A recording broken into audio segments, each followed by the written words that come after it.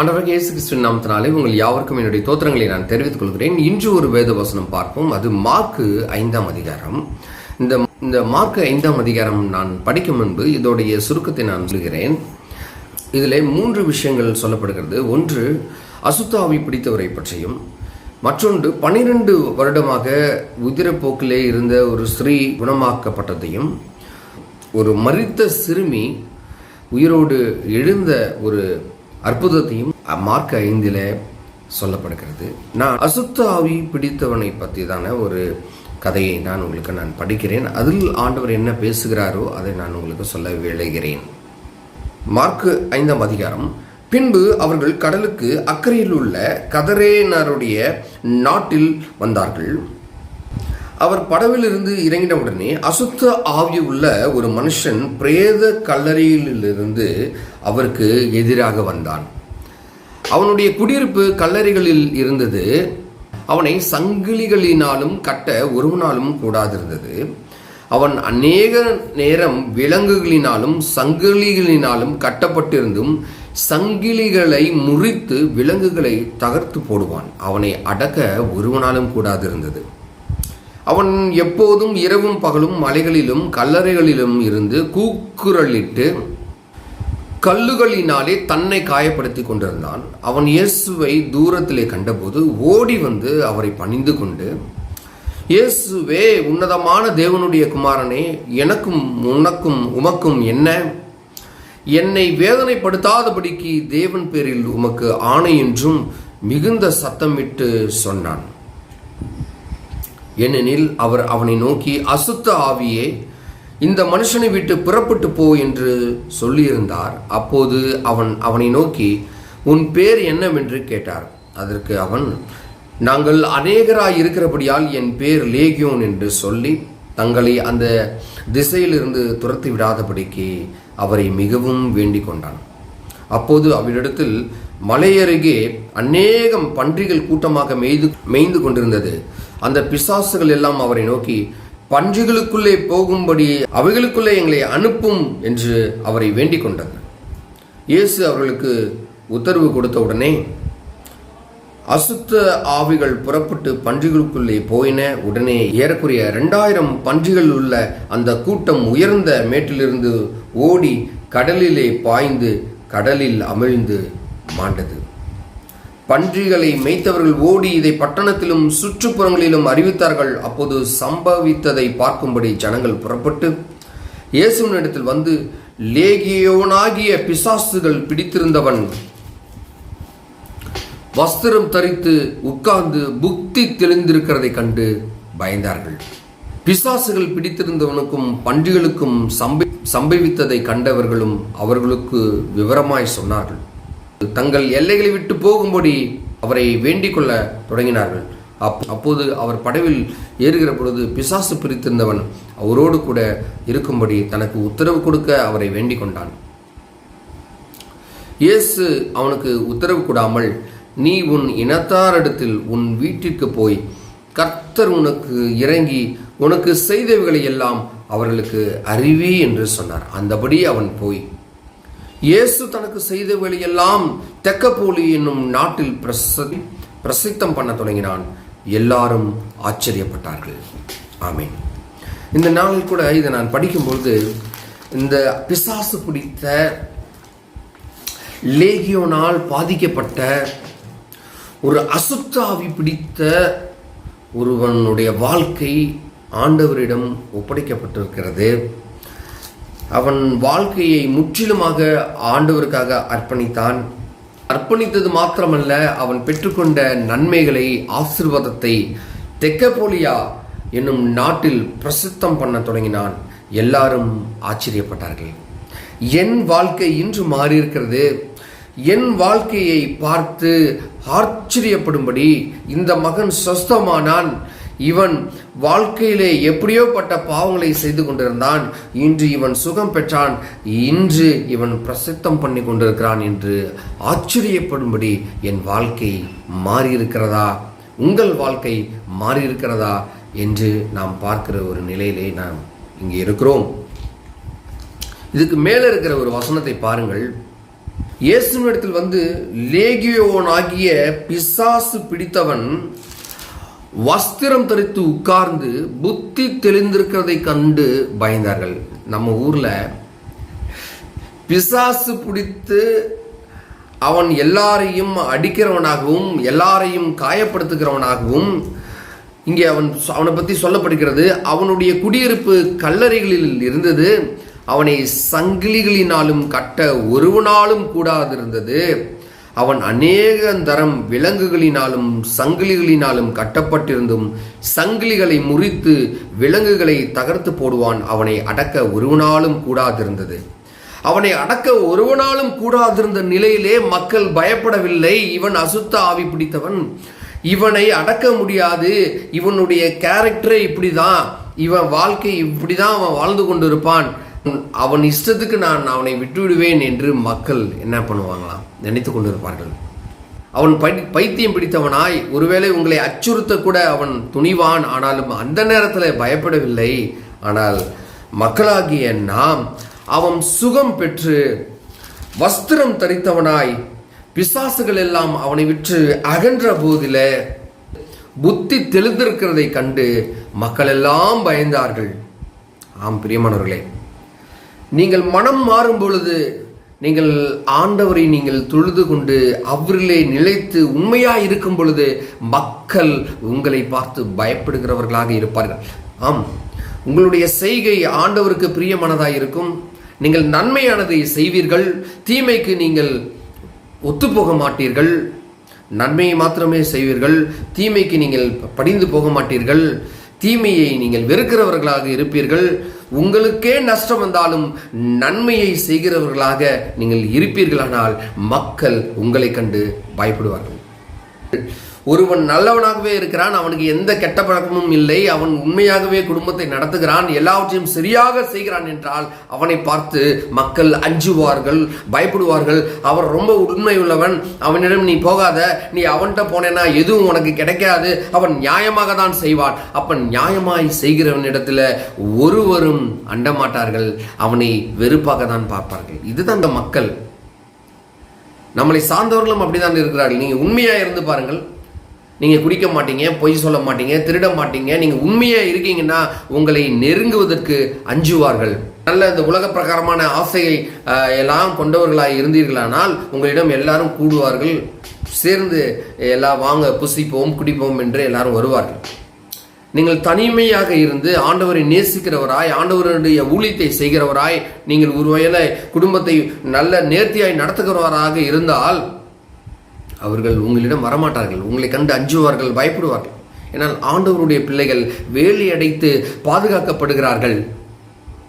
அவர்களை யாரும் அனாவசியமாக சீண்ட முடியாது, யாரும் தொட முடியாது. மற்றவர்கள் பார்த்து அஞ்சும்படியாக ஆண்டவர் உங்களை வைத்திருக்கிறார். இப்ப ஆண்டவரிடம் நாம் சரணடைய வேண்டும். ஒரு பிசாசு பிடித்த ஒரு வாழ்க்கையை நாம் வாழாதபடி ஆண்டவரிடம் போய் நாம் சரணடைய வேண்டும். அப்படிதான் பிசாசு பிடித்தவன் அவனே ஓடி வந்து ஆண்டவரிடம் சரணடைகிறதை நாம் இங்கே பார்க்கிறோம். அவன் இயேசுவை தூரத்திலே கண்டபோது ஓடி வந்து அவரை பணிந்து கொண்டான். யாரும் இயேசு பிசாசு பிடித்தவனை கூப்பிட்டு இங்கே வா, நான் உன்னை சுத்தமாக்குகிறேன் என்று சொல்லவில்லை. பரிசுத்த ஆவியானவர் இங்கே வந்திருக்கிறார், அவர் என்னை முற்றிலுமாய் அழிக்காதபடி நான் ஓடி போய் நான் அவரை பணிந்து கொள்கிறேன்.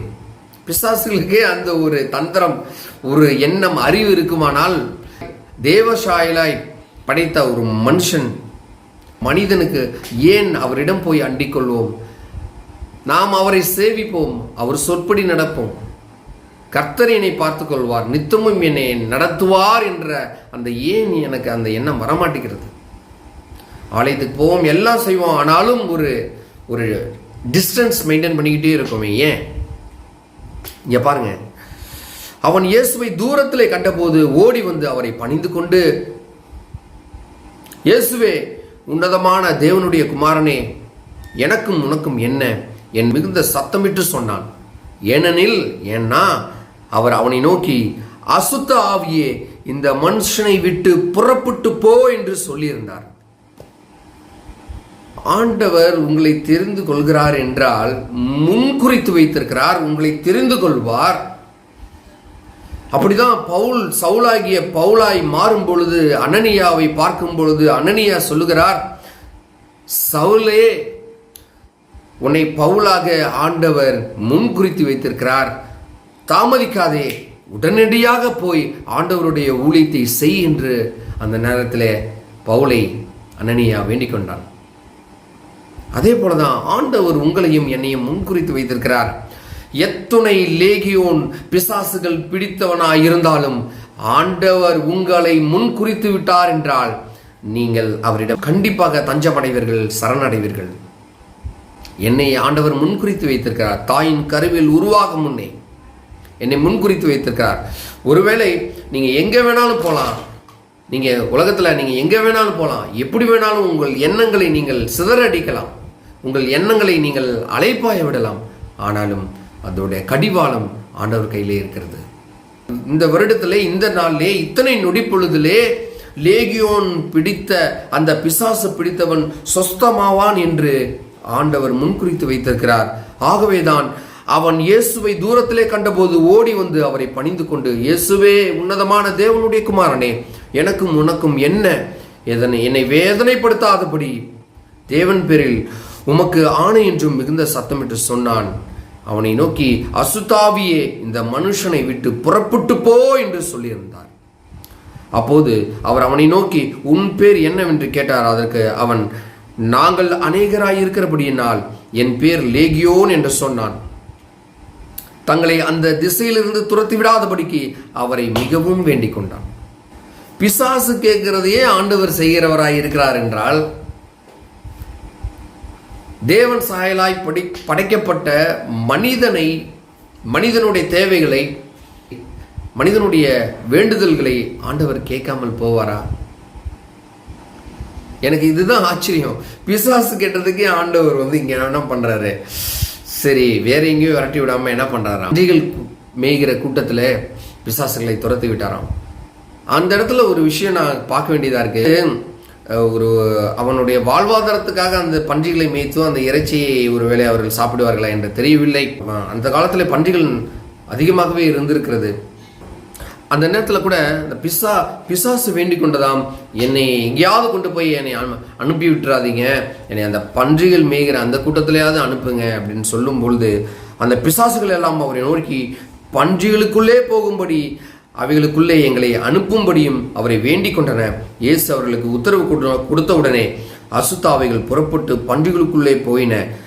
அசுத்தாவை பன்றிகளை பிடித்து கொண்டது. ஆனால் பன்றி மேய்த்தவன் அத்தனை பன்றிகளை இழந்தாலும் ஆனால் அவனுக்கு ஒரு சந்தோஷம் அந்த நேரத்தில் இருந்திருக்கும். என் பன்றிகள் போனாலும் பரவாயில்லை, அசுத்தாவி பிடித்தவன் குணம் பெற்றான், அசுத்தாவி பிடித்தவன் சுகம் பெற்றான் என்ற ஒரு பெரிய ஒரு ஆனந்தம் அவனுக்குள்ளே இருந்தபடினாலே எல்லா மக்களுக்கும் போய் இந்த நற்செய்தியை சொன்னவனாய் அங்கே பார்க்கப்படுகிறான். 2000 பன்றிகள் உள்ள அந்த கூட்டம் உயர்ந்த மேட்டிலிருந்து ஓடி கடலிலே பாய்ந்து கடலிலே அமிழ்ந்து மாண்டது. பன்றிகள் மேய்த்தவர்கள் ஓடி இதை பட்டணத்திலும் சுற்றுப்புறங்களிலும் அறிவித்தார்கள். அப்போது சம்பவித்ததை பார்க்கும்படி ஜனங்கள் புறப்பட்டு வந்தார்கள். சம்பவித்ததை பார்த்து ஜனங்கள் புறப்பட்டு வந்தார்கள். அந்த புறப்பட்டு வந்த மக்கள்தான் பிசாசு பிடித்தவன் வஸ்திரம் தரித்தும் உட்கார்ந்தும் புத்தி தெளிந்தவனாய் இருக்கிறதை பார்த்து தான் பயந்திருக்கிறார்கள். எனக்கு ஆச்சரியம். பிசாசு பிடித்தவனை பார்த்து பயந்த கூட்டம் மாறி புத்தி தெளிந்தவனை பார்த்து பயப்படுகிற கூட்டத்தை தான் நாம் அதிகமாக பார்க்கிறோம். புத்தி மாறி வாழ்க்கையை துளைத்தவனை, அவன் இஷ்டம் போல வாழ்கிறவனை பார்த்து பயப்படாத கூட்டம், ஒருவன் நல்லவனாக திருந்தி வாழும்போது அவனை பார்த்து பயப்படுகிறார்கள் என்றால் அங்கே பரிசுத்த ஆவியானவர் இருக்கிறார். பரிசுத்த ஆவியானவர் இருக்கிற இடத்துல அசுத்த ஆவிக்கு வேலை இல்லை. பரிசுத்த ஆவியானவர் நமக்குள்ளே இருந்தால் நாம் சமாதானத்தோடு இருப்போம், நமக்கு எந்த பிரச்சனையும் இருக்காது. ஆவியானவர் நமக்குள்ளே இருக்கும் பொழுது நாம் ஆவியானவரிடமிருந்து பெற்றுக்கொண்ட அத்துணை ஆசீர்வாதங்களையும் நாம் சாட்சியாக நாம் போய் சொல்லுவோம். அதை தான் இங்கே அவன் செய்திருக்கிறான். அவன் ஒருவேளை ஆண்டவர் என்னை சுகம் சுகம் கொடுத்து விட்டார், நான் அவரே பின்தொடரலாம் என்று அவன் ஒருவேளை நினைத்தான். அது நல்லதுதான், நானும் அப்படிதான் செய்வேன், நீங்களும் அப்படிதான் செய்வீர்கள். ஆனாலும் ஆண்டவர் இங்க பாருங்க, அப்போது அப்படியே அவர் படவில் ஏறுகிற பொழுது பிசாசு பிடித்திருந்தவன் அவரோடு கூட இருக்கும்படி தனக்கு உத்தரவு கொடுக்க அவரை வேண்டிக் கொண்டான். இயேசு அவனுக்கு உத்தரவு கொடாமல், நீ உன் இனத்தாரிடத்தில் உன் வீட்டிற்கு போய் கர்த்தர் உனக்கு இறங்கி உனக்கு செய்தவைகளையெல்லாம் அவர்களுக்கு அறிவி என்று சொன்னார். இதுதாங்க ரொம்ப ரொம்ப முக்கியமான விஷயம். நான் அசுத்த ஆவி பிடித்தவனாய் என் வாழ்க்கையை நான் தொலைத்தவனாய் இருந்தேன். பரிசுத்த ஆவியை நான் பெற்றுக்கொண்டேன். இந்த ஆசீர்வாதத்தை பெற்றுக்கொண்ட நான் என் இனத்தாருக்கு என் வீட்டாருக்கும் நான் போய் சொல்ல கடமைப்பட்டிருக்கிறேன். நீ உன் இனத்தாரிடத்திலும் உன் வீட்டுக்கு போய் கர்த்தர் உனக்கு இறங்கி உனக்கு செய்தவைகளெல்லாம் அவர்களுக்கு அறிவி என்று சொன்னார். அந்தபடி அவன் போய் இயேசு தனக்கு செய்தவைகளை எல்லாம் தெக்கப்போலி என்னும் நாட்டில் பிரசுத்தம் பண்ண தொடங்கினான். எல்லாரும் ஆச்சரியப்பட்டார்கள். அசுத்தாவி பிடித்த ஒருவன் பரிசுத்த ஆவியை பெற்றுக்கொண்டு முற்றிலுமாய் குணம் பெறுகிறான். சுகம் பெற்ற ஒருவன் பெற்றுக்கொண்ட சுகத்தை பெற்றுக்கொண்ட அந்த ஆசீர்வாதத்தை மற்றவர்களுக்கு போய் அறிவிக்கிறான். இப்படியாகவே கர்த்தர் உங்களையும் என்னையும் இந்த நாளிலே அழைத்திருக்கிறார். நாம் ஏதோ தபசு காலத்திலே இருக்கிறோம். ஒருவேளை இந்த நாட்கள் எங்களுக்கு ஒரு துக்கமான ஒரு நாட்கள் அப்படி என்று நீங்கள் நினைக்க வேண்டாம். இந்த நாட்களிலே தான் நாம் உற்சாகம் பெறுகிற ஒரு நிலையிலே நாம் இருக்கிறோம். இப்படிப்பட்டதான வார்த்தைகள் நம்மளை ஆற்றுகிறது, தேற்றுகிறது, நமக்கு பெரிய பலத்தை கொடுக்கிறது. பலத்தை பெற்றுக்கொண்ட நாம் அமைதியாக ஒரே இடத்துல இருக்கக்கூடாது. பெற்றுக்கொண்ட பலத்தை மற்றவர்களுக்கு போய் சொல்ல வேண்டும். நான் பலம் பெற்றிருக்கிறேன், நான் சுகம் பெற்றிருக்கிறேன், உங்களுக்கும் சுகம் தருவார், நீங்களும் பலனடைவீர்கள். நாம் எல்லாரும் போய் ஆண்டவருடைய சுவிசேஷத்தை அறிவிப்போம் என்று நீங்கள் அழைப்பு விடுக்கிறவர்களாக இந்த நேரத்தில் அழைக்கப்படுகிறீர்கள். கர்த்தர் உங்களை இந்த வார்த்தைகளின் வழியாக ஆசீர்வதித்து காப்பாராக.